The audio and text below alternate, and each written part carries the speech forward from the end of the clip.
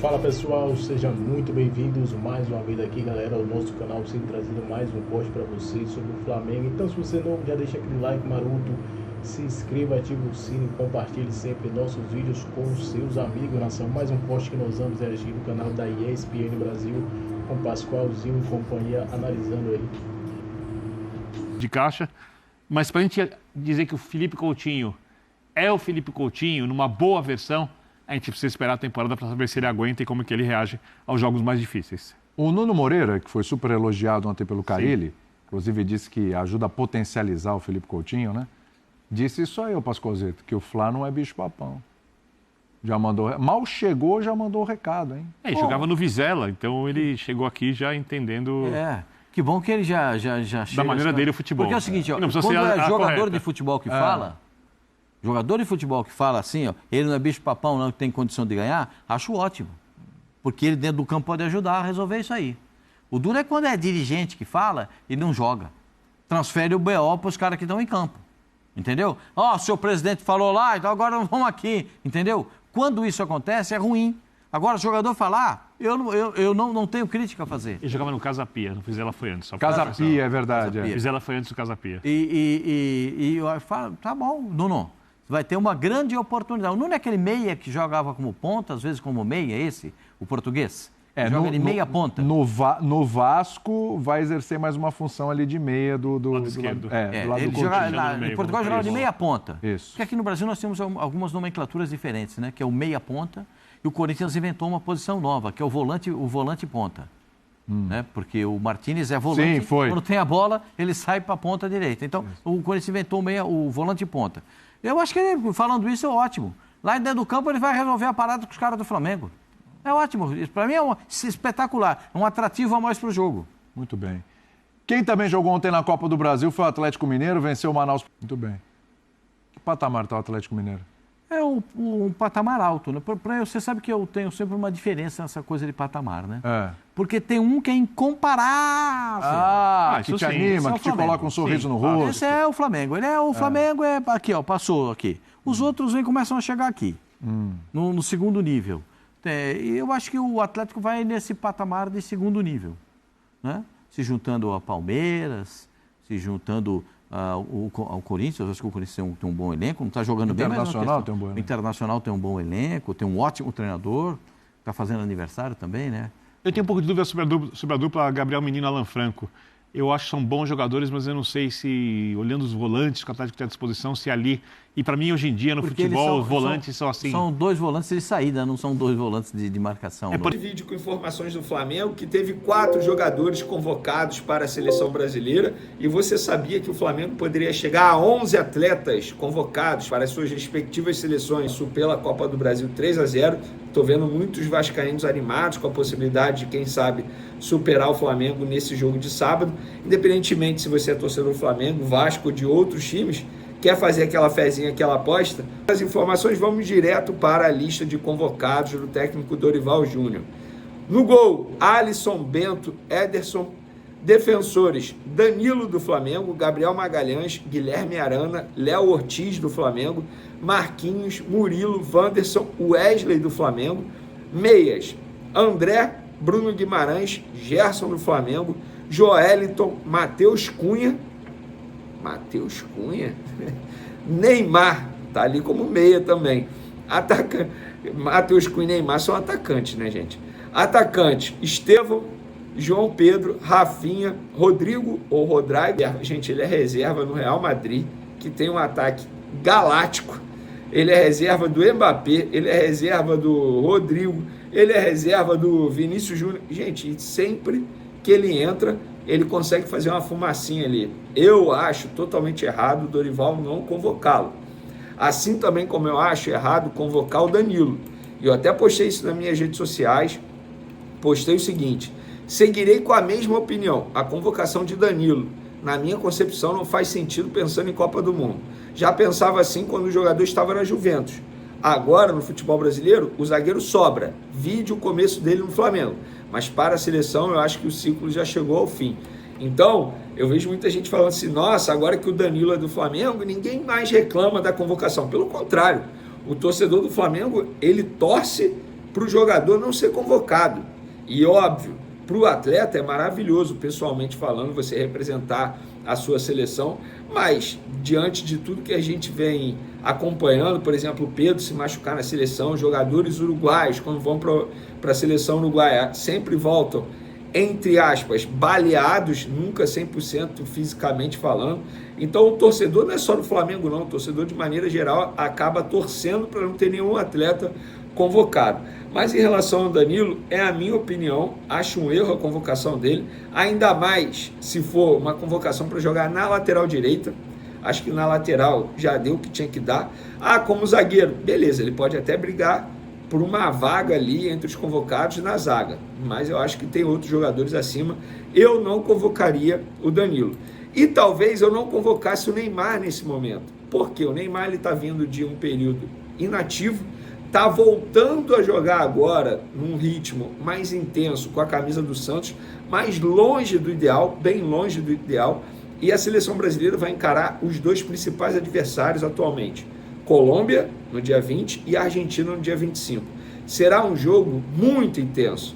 E o Neymar a gente já conhece o que ele pode entregar. Eu acho que ele poderia ficar no Santos se preparando fisicamente, e aí o Dorival poderia chamar um outro atleta para poder observar, o próprio Endrick, por exemplo. Pelo menos é o que eu penso e eu gostaria da opinião de vocês.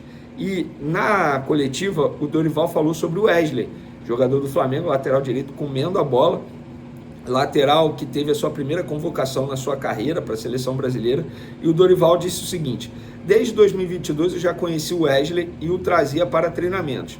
Era um jogador promissor, mesmo que nós tivéssemos 3 laterais que atuavam com frequência. Ele sempre chamou muita atenção, um jogador muito interessante. De setembro para cá ele conseguiu um salto de qualidade que o credenciou a um momento como esse.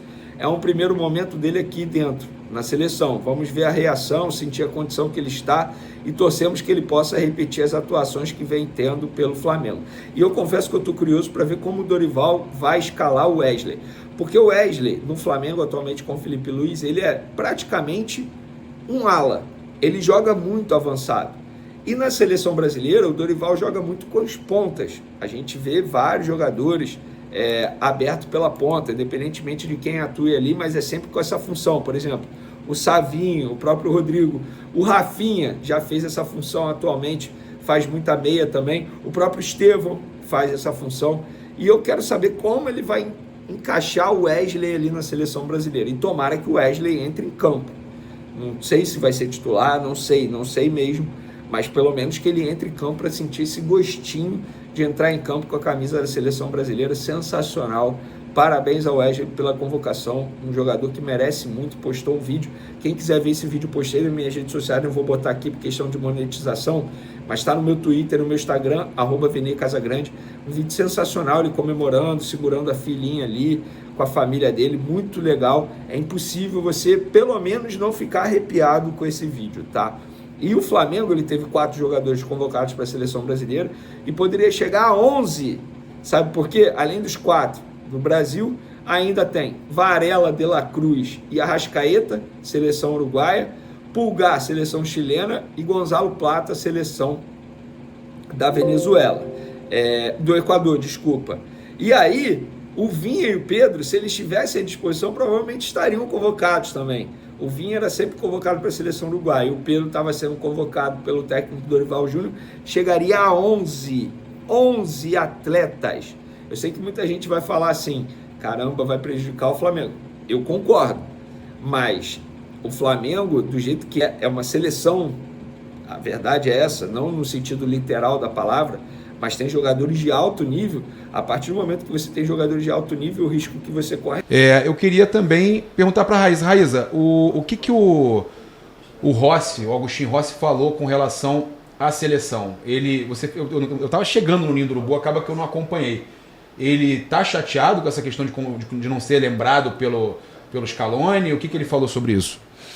Papo, a resposta dele sobre isso foi bem tranquila, né? Eu questionei ele se ele chegou a conversar com alguém da comissão técnica, se alguém da comissão técnica conversou com ele, porque, por exemplo, na seleção brasileira tem muito isso, né? Os membros da comissão técnica conversam com os jogadores que estão no radar, até os mesmos jogadores que não são convocados, mas que estão ali numa pré-lista ou até numa lista maior, há esse contato. Mas, segundo o Rossi, ninguém da Federação Argentina, da comissão técnica da seleção da Argentina conversou com ele, nada disso. Ele se mostrou bem tranquilo, disse que o importante é ele continuar fazendo o trabalho dele no Flamengo, que se ele continuar bem jogando, ele vai estar sendo observado e, quem sabe, ele não ganha uma oportunidade na seleção argentina. Foi muito tranquilo. Ele começa a entrevista coletiva, inclusive, parabenizando os companheiros dele do Flamengo, que foram convocados, né? 4 jogadores convocados. Quiser já falar sobre isso, Danilo, Wesley, Léo Ortiz e Gerson, né? Os 4 jogadores do Flamengo ali convocados. Na pré-lista, né? Tinha o Alexandro e o Bruno Henrique também na pré-lista, mas eles não foram confirmados na lista dos 23, ficaram de fora. Agora tem os outros convocados, São né? Quantos, do Uruguai. São 9 convocados do São Flamengo? 9, ó. Vamos lá. Tem o Léo Ortiz, Gerson, Danilo, Wesley, De La Cruz, Varela, Arrascaeta, Eric Pulgar e Gonzalo Plata. Então, todos esses jogadores estarão com as suas respectivas seleções na data FIFA agora. Já é na próxima semana. Que loucura. O Flamengo com 9 convocados. Na próxima não, daqui a 2 semanas. E o Flamengo com 9 convocados. E eu fiz uma conta hoje lá no Ninho do Urubu, que o Flamengo tem 16 jogadores selecionáveis. Eu até não me recordo quantos jogadores ali o Fluminense tem, o Botafogo, mas o Flamengo... O Vasco não vou nem falar, mas tudo bem. O Fluminense é um time que tem muitos jogadores de seleção também. O Botafogo ganhou títulos importantes agora, recentemente. Mas eu acho que essa lista de jogadores do Flamengo selecionáveis, e aí eu conto jogadores que em algum momento já foram selecionados. A gente tem Ayrton Lucas, Alexandro, Bruno Henrique, o Cebolinha. Tem a possibilidade de um Luiz Araújo em breve, que está jogando demais. Eu contabilizo 16, eu falei com o David isso. 16 jogadores selecionáveis no elenco do Flamengo. É impressionante esse elenco do Flamengo. Isso é garantia de título? Não. Não é garantia de título. Agora, você estava falando... Coloca a imagem do Rossi na tela aí. A nossa foto do Rossi aí. Cara, eu estava vendo, acho que você falando no grupo, no nosso grupo, o Rossi é mais bonito que o Léo Jardim, Eu preciso falar... Todo mundo que está assistindo a gente aqui, por favor, preciso falar mais alguma coisa? Olha essa foto, esse olhar charmoso do Agostinho Rossi. Ele é mais bonito que o Léo Jardim. Eu sei que tem uma coisa, né, com o Léo Jardim, mas o Rossi tem, né, o Léo Jardim tem muita cara de menino, você não acha não, Papa? Ele tem cara de aquele garotinho, é verdade. A gente falou sobre isso aqui.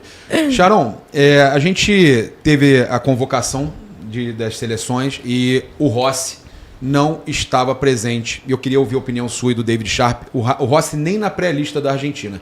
E com números, ele está em destaque nesse momento no futebol mundial, pensando na Argentina. Entre os argentinos, ele está em destaque no futebol mundial com números e até atuações também.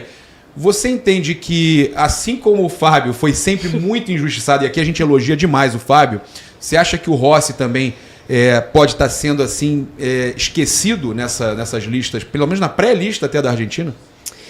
Olha, a pré-lista é mais aberta, né? Então acho que é válido ele constar. Agora, a Você posição... consegue colocar o seu microfone um pouco mais para cima, por favor? Tá bom. Desculpa. Não, tranquilo. Agora, a posição é muito ingrata, né? Porque o goleiro, ele é e roda muito pouco. Você tem muito pouca oportunidade para outros goleiros se firmarem em seleção. No dia a dia do clube, você tem mais jogo de cintura, você está vendo ali o dia a dia de treinamento, você consegue... enfim, você tem muito mais jogo também, então é mais fácil você dar essas oportunidades. Em seleção é um pouco mais complicado. E eu acho que é isso, assim como o Fábio. O Fábio é um goleiraço, assim, não tem discussão a qualidade que ele tem, mas é difícil, ele compete com outros grandes goleiros. Mas eu acho que foi injustiçado, na carreira dele. Eu acho que o Fábio não ter tido mais oportunidades na seleção, de tentar se firmar ao menos. Mas enfim, águas passadas, né, hipótese, se não faz história. Então, acho que na pré-lista o Rossi com certeza valia estar, mas é difícil, é muito difícil, porque é isso, é pouco jogo e é muita gente, né? São muita gente, enfim, relativamente. Então, nós temos a convocação aí, para a gente poder debater aqui, perguntar para ela se ela gostou, o David também participar. se achou legal aí a convocação do Dorival Júnior. Foi hoje às 11 horas da manhã. Agora sim, na tela. Clubes brasileiros de futebol, pesquisa da Ibope e da Repucom, janeiro de 2025. Estão aí as seguintes redes: Facebook, X, Instagram, YouTube e TikTok. E aí, somando todas elas, vamos ao ranking digital dos clubes brasileiros. Prestem atenção nisso aqui. Isso é um negócio, não que surpreenda, né? Mas é assustadora a diferença. O Flamengo tem 61.352.055 seguidores nas redes sociais. E como é que se chegou a esse número? 13 milhões de inscritos no Facebook, na página do Flamengo, 10.974.133 lá no X, seguindo o Flamengo. Instagram, 21.457.922 que acompanham o Flamengo no Instagram. E YouTube, no caso, é a Flá TV, que é uma das maiores TVs de clube do mundo, 7.120.000 inscritos, e no TikTok, 8.800.000 inscritos. Ainda tem a Kawaii, né, que inclusive era patrocinadora do Flamengo até pouco tempo. Aí, em segundo lugar, isso aqui é que é impressionante, vem o Corinthians, com 39.135.027. O Corinthians tem 11 milhões de inscritos no Facebook, 7.940.000 no X, seguidores, 12.914.000 no Instagram. A TV Timão tem 2.380.000 inscritos e no TikTok 4.900.000. É um abismo impressionante a diferença aqui de Flamengo para Corinthians. De 61 milhões para 39 milhões. São aproximadamente, minha gente, 22 milhões de seguidores a mais que tem o Flamengo. 22 milhões a mais, né? Pois bem, o Palmeiras, que é o terceiro colocado, tem 22.998.161. Ou seja, entre Flamengo e Corinthians, tem um Palmeiras aqui. 22 milhões. É algo assustador.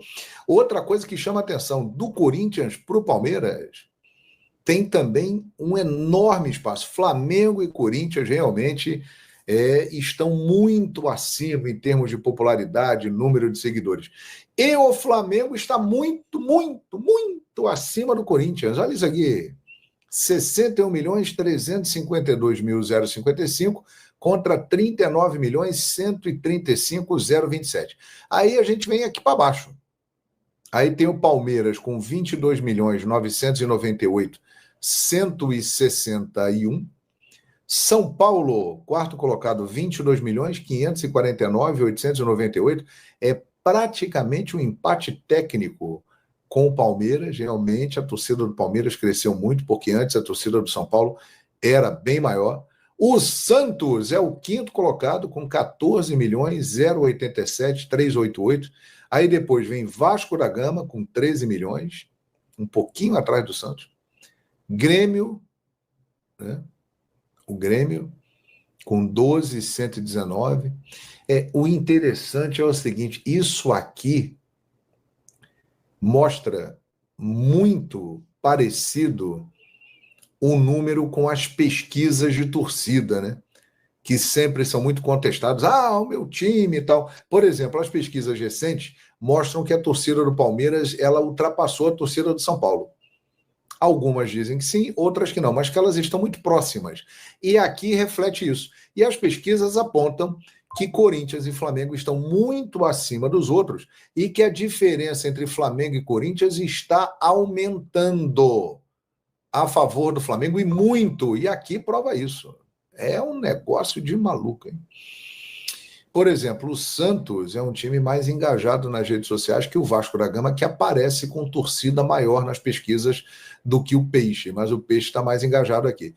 Grêmio, o Atlético Mineiro está na frente do Cruzeiro, vamos ver como é que vai ficar isso aqui, porque o Cruzeiro agora está trazendo o Gabigol, Dudu, Cássio, já estava lá, vai dar uma agitada aqui no Cruzeiro. Fluminense aparece em 10º, Internacional em 11º, aí depois vem bola. Mas isso aí não adianta nada. Adianta. As redes sociais, cada vez mais, elas são um veículo de comunicação fortíssimo. As redes sociais, elas estão se tornando mais fortes do que a televisão, cada vez mais. E aí você pode botar streaming nesse bolo e tal, essa coisa toda. Então, onde tem mais audiência, tem mais dinheiro, tem mais verba. E você pode reparar que a propaganda, a publicidade cada vez mais está indo para a internet. E ter esse potencial aí nas redes sociais é algo assustador.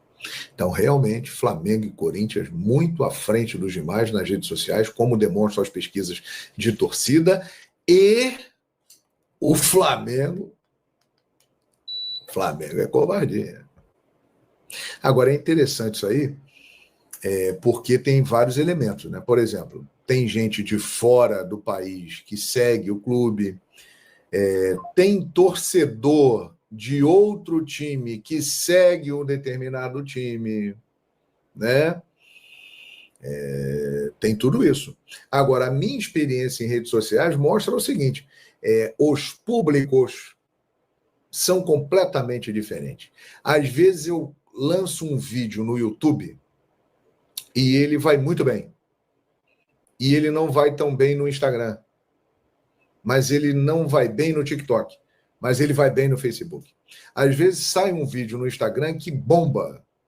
E no YouTube não vai... Isso aí, nação. Ficamos por aqui, galera. E esse foi mais um corte aqui do nosso canal Mundo Fla Rio, que nessa quinta-feira aí, dia 6 de março de 2025, trazendo para vocês novidades e informações do Mengão, né? O Flamengo aí tá se preparando. Hoje teve treino aí de Felipe Luiz, treino aberto aí. Essa transmissão aí, né? Da Flá TV. Treino pesado aí. Teve a convocação também para a seleção brasileira, né? Jogadores como Erle aí. Foi convocado, né? Gerson, como sempre, sendo sempre convocado aí ao comando de Dorival Júnior. O Flamengo teve 4 jogadores convocados aí nesse exato momento para a seleção brasileira, Léo Ortiz também. E Danilo, né? Jogador aí que possivelmente foi convocado para jogar na zaga, né? Eu acho muito difícil ele ser lateral direito nesse momento na seleção brasileira, né? Então, ponto bom também que nós temos de falar da recuperação de Pedro, né? Pedro está se recuperando muito bem aí. Tudo indica que nos próximos meses a previsão é que Pedro volte a atuar aí, já com o elenco principal no jogo oficial a partir de abril. Então a gente já está em março, um mês aí, talvez um mês e 15 dias aí. É a previsão que seja meado de abril aí, Pedro já volte aí junto com o elenco principal a uma partida oficial. Ele já está treinando, né, junto com o elenco, mas ainda não tem previsão, a data fixa. Previsão tem, que vai ser em abril, mas não tem um jogo fixo aí. O Flamengo está com cautela com o jogador, né? O jogador está se mostrando muito bem aos retornos ao futebol, né? Aos treinos, está se adaptando muito bem. Imaginava que seria pior, né? Que Pedro talvez voltasse só em junho, em maio para junho, mas a recuperação dele está muito, muito boa. Surpreendeu aí até muitos médicos veteranos, né? Que trabalham aí no Flamengo. Então vamos torcer. O próximo jogo do Flamengo é sábado. A decisão vai ser no sábado, no mesmo horário, né? Às 17h45 da noite, no estádio do Maracanã. O Flamengo aí tem a vantagem de vencer o primeiro jogo por 1-0, o gol de Bruno Henrique. Então pode perder até por 1-0, que estará classificado aí para a decisão, né? Grande final do Campeonato Carioca 2025. Ficamos por aqui. Deixa aquele like e se inscreva, nação.